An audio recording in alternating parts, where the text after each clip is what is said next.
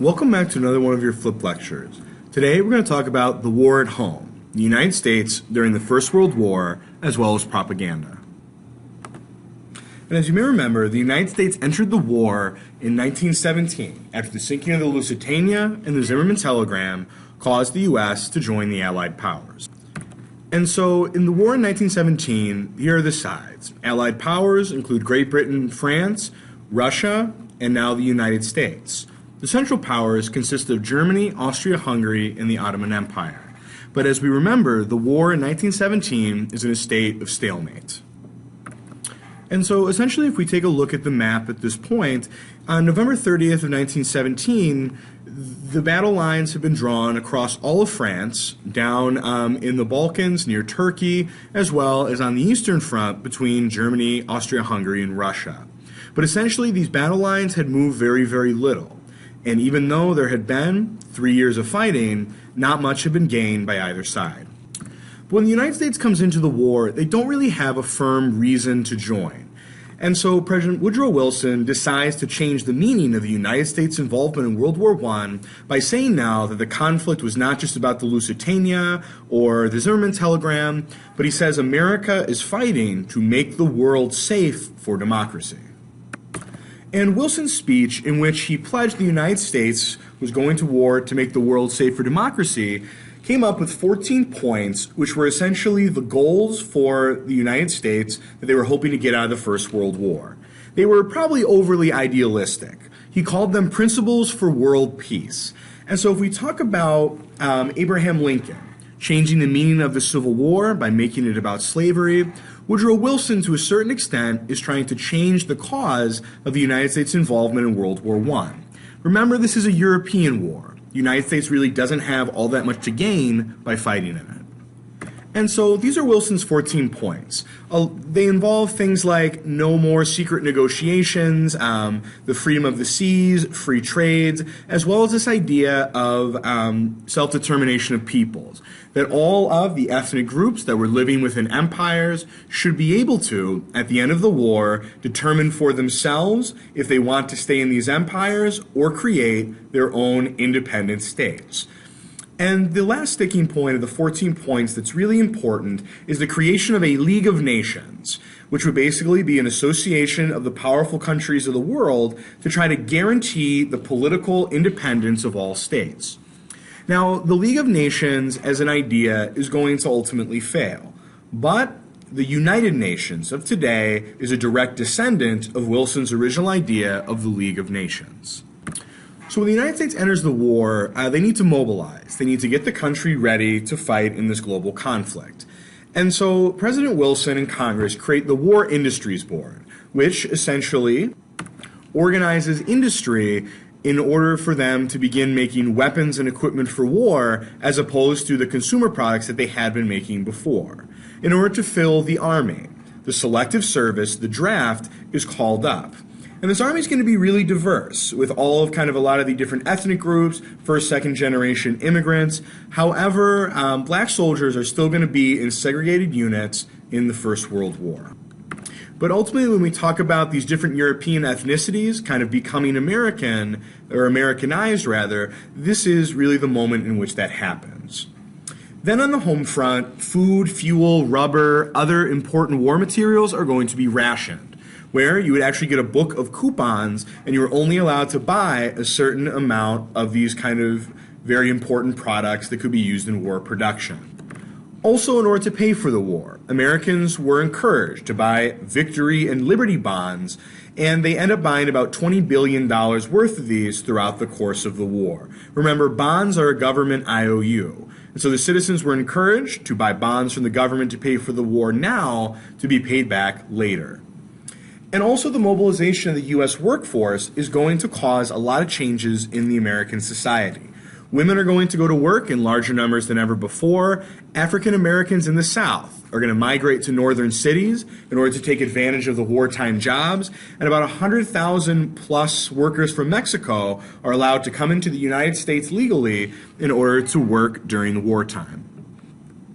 And so ordinary Americans find themselves in the Army, training, enjoying the company of their fellows, and this is where we see some of those ethnic tensions between the groups like the Italians, the Irish, the Germans, the Polish begin to kind of melt away.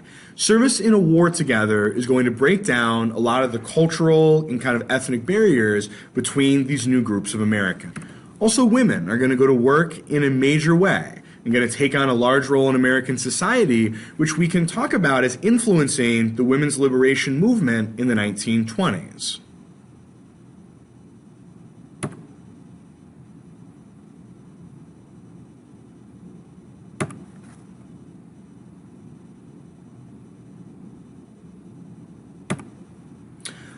Also, in order to fill America's demand for agricultural workers, women were encouraged to join up with something called the Women's Land Army to take over farms from men or other people who had gone off to fight in the war.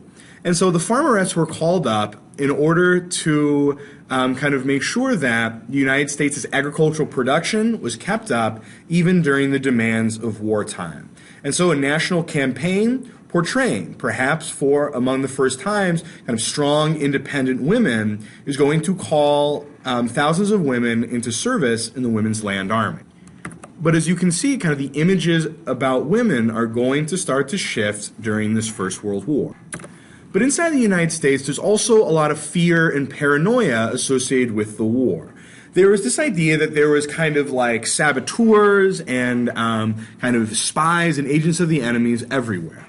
And so, in 1918, a Sedition Act was passed.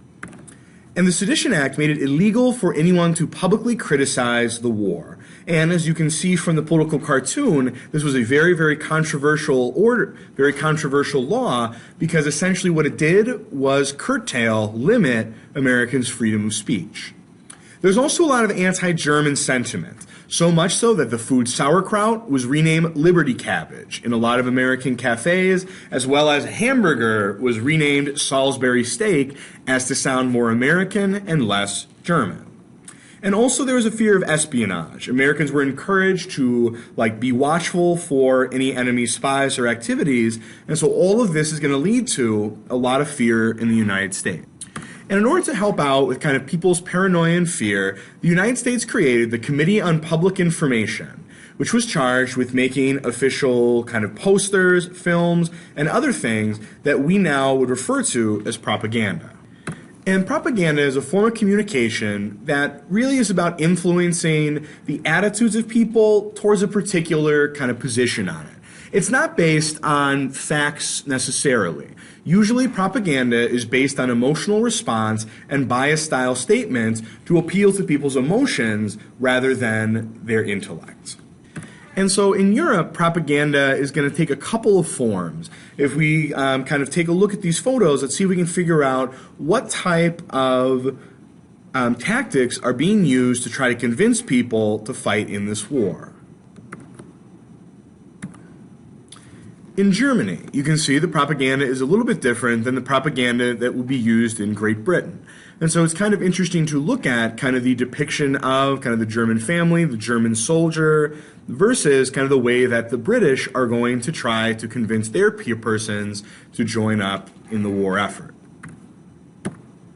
In the United States, I want you for the U.S. Army, perhaps the most iconic of all of the American propaganda posters, is going to be used for the first time, encouraging Americans to join up in the war efforts. The ideas of American exceptionalism as well are going to be very ever-present in American propaganda. Comparing General Blackjack Pershing and the American Army as crusaders, fighting for good, fighting for this cause, and it's an interesting use of propaganda.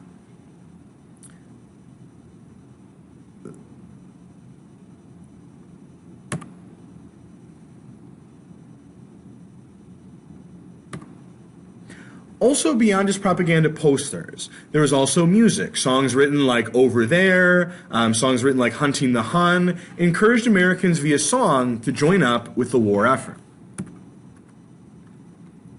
So if we take a look at propaganda, a lot of this as well deals with the idea of fear. You have to a certain extent these kind of like different types of propaganda posters. There's the shame, There's kind of just like the overarching kind of big image that's supposed to convince you. There's song. There's also this idea of like fear, portraying the enemy as somehow subhuman, all of those things. There's also this idea of like shame, used very, very much in these posters. Which side of the window are you? Asking you, are you going to sit out while the rest of your country goes to war? Americans were also encouraged to eat less bread, and so propaganda posters, kind of interestingly enough, trying to encourage Americans to change the way they ate to support the war effort. Also encouraging Americans to buy bonds, and so if we take a look at these pictures, this propaganda, analyzing these is very interesting to see how is it trying to appeal to your emotions to get you involved in the war effort.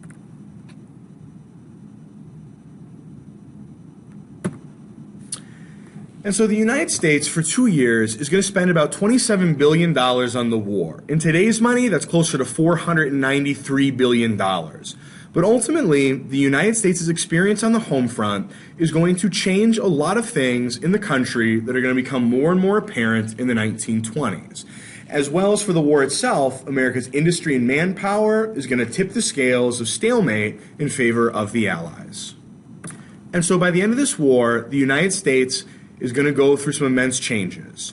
Women are going to enter the workforce, minorities are going to move to northern cities, Americans are going to be asked to set aside everything to fight for the war effort, but ultimately the United States' involvement will result in a victory for the Allies.